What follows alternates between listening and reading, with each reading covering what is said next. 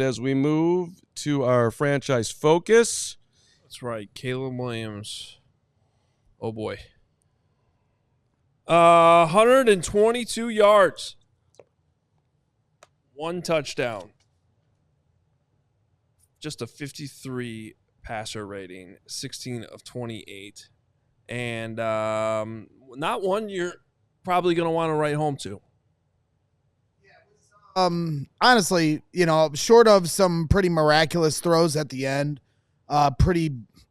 just a pitiful performance. And the sacks, while you only had 2 last on Sunday against the Lions, you get 7 more here today. And it's just, I think you're just having this roller coaster ride where, Caleb Williams is really having trouble reading the rush. And there's times where he needs to get the ball out of his hands. Certainly, the offensive line has, not done him any favors and didn't at the end of this game. But, there's a lot of times where Caleb Williams, and you saw it on the screen pass to DeAndre Swift, where that was actually set up decently.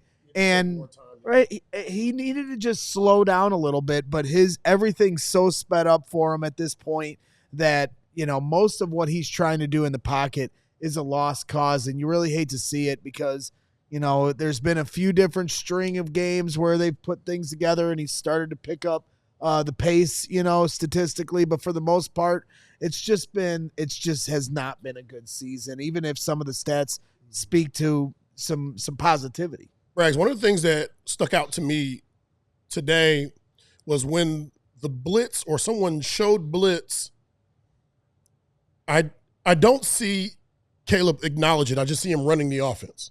Mm-hmm. You know what I mean? Because the more that you acknowledge, and one of the things that help you with that is hard counts. Let's do a few hard counts. It seemed like they had the timing of the snap every play. Mm-hmm. Let's throw them off. We're at home. Let's throw them off a bit and slow down the rush with our hard count, and then let's get them to show their hand. They showed their hand.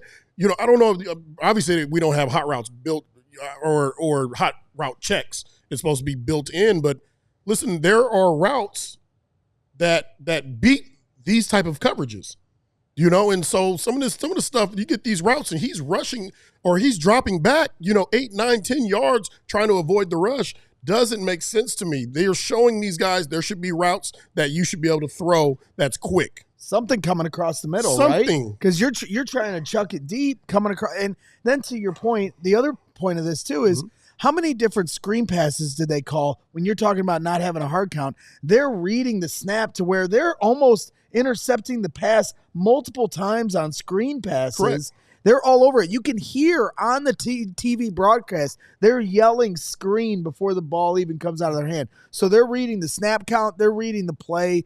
These simplistic designs have absolutely no chance. And then the rest of it, the operation is awful. It's atrocious. Also damning when we always have 2 monitors here in our studio. And so the second one I put on the Prime Vision, which is always one of the great things about the Thursday night games. Mm-hmm. And the Prime Vision, they will actually, they're literally showing you where the blitzes might come from pre-snap. Right. Like their technology is showing you the defenders that are in red. And it's like, man, if only Caleb had this vision like built into his helmet. And to me, it was even more damning tonight as we're watching on Amazon Prime, because that like the one sack where he ran like 14 yards straight backwards and went down, like those two guys on the left side were lit up in red before the snap. Yeah. And the quarterback needs to be able to see that that's 2-on-1 on the left tackle, unless you slide the protection or you got something else or you're hot. You got to know you're hot. And I'll give the Seahawks credit. Yes, they did a good job of dropping back. Greg actually called us out in the moment. In the snap, the other side of the line, they dropped back they showed rush into the area of the DJ Moore. That's where he was going to throw. But you got to have another answer built in. So there was a play where Seattle had the ball. Tremaine was showing a blitz. He comes out of the blitz. They run a receiver crosses his face, or tight end crosses his face. The receiver runs an option route.